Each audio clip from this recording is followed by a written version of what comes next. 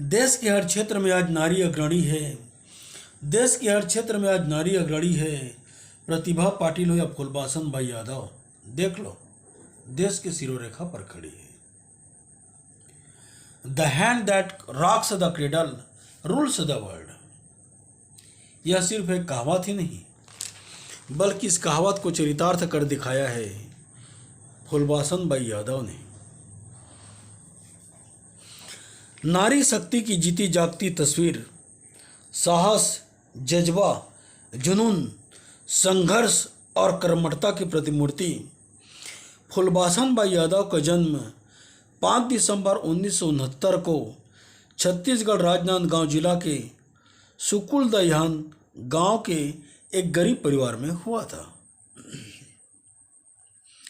गरीबी एक अभिशाप है जो जिंदगी में कई मुश्किलें, बाधाएं व परेशानियां लेकर आती हैं।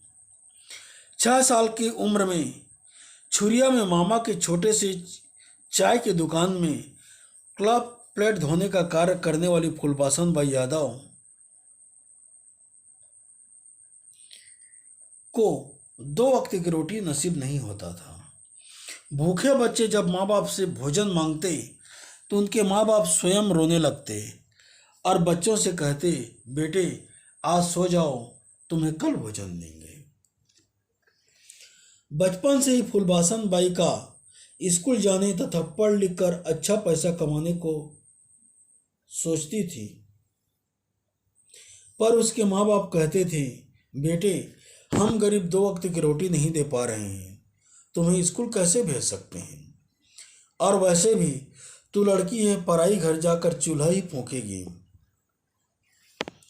ऐसा कहकर पढ़ाने से इनकार कर देते थे।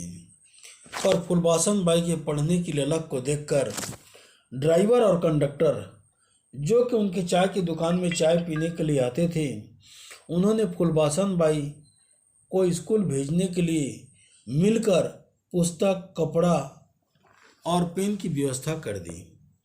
तब जाकर वह बच्ची स्कूल में पढ़ाई प्रारंभ करते हुए 5वीं तक पढ़ाई करती है और 10 साल की उम्र में शादी हो जाती है तथा वह 13 साल की उम्र में 7वीं पढ़कर ससुराल चली जाती है।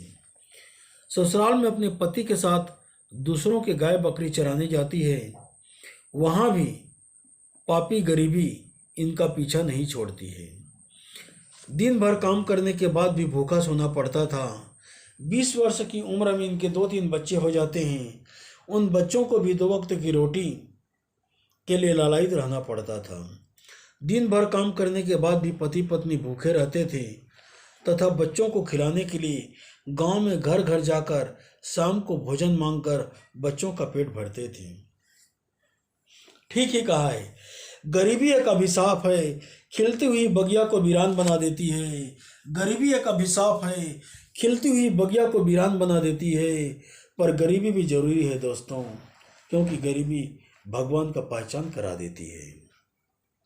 फूलबासन भाई यादव ने इस विपरीत परिस्थिति में भी अपने बच्चों के बारे में न सोचकर दूसरों के बच्चों की गरीबी के बारे में सोचकर उनकी गरीबी दूर करने तथा उनको भोजन दिलाने के उद्देश्य से 11 महिलाओं का एक संगठन बनाती है। संगठन की महिलाएं प्रति सप्ताह 2 मुट्ठी चावल तथा 2 रुपये प्रति महिलाएं जमा करती थीं तथा जिन बच्चों को भोजन नहीं मिल पाता था उन्हें भोजन कराती थीं। संगठन को मजबूत करने के लिए महिला समिति गांव में बार बार मीटिंग करते थे। फलस्वरूप गांव के पुरुष वर्ग इनका पुरजोर विरोध करते थे तथा फूलबासन बाई के पति को कहते थे कि तुम्हारी पत्नी गांव की औरतों को बिगाड़ रही है, उन्हें रोको। इनकी बातों में आकर फूलबासन बाई के पति इन्हें घर से निकाल देते थे तथा कई दिनों तक घर में घुसने नहीं देते थे। फिर भी फूलबासन बाई घर के दरवाजे पर ही भूखी सो जाया करती थी।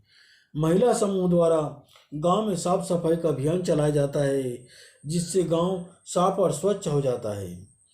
महिला समूह के इस पुनीत कार्य को देखकर गांव के लोग प्रभावित होते हैं तथा फूलबासन बाई यादव को 15 अगस्त के दिन तिरंगा झंडा फहराने के लिए आमंत्रित करते हैं। इससे फूलबासन बाई यादव की हिम्मत बढ़ जाती है और उनका संगठन बैंक से लोन लेकर बाजार को ठेका ले लेती है। इस प्रकार आगे बढ़ते हुए एक बड़ा संगठन मां बमलेश्वरी जनहित कार्य समिति का गठन किया जाता है। फटी साड़ी पहनकर बिना चप्पल साइकिल चलाकर गांव-गांव जाकर फूलबासन बाई यादव ने महिला स्व सहायता समूह का प्रचार प्रसार करते हुए संगठन एवं इसके कार्य क्षेत्र को बढ़ाती गई। आज पूरे छत्तीसगढ़ में 12,000 महिला स्व सहायता समूह कार्यरत हैं, जिसमें 2 लाख महिलाएं इनके सदस्य हैं।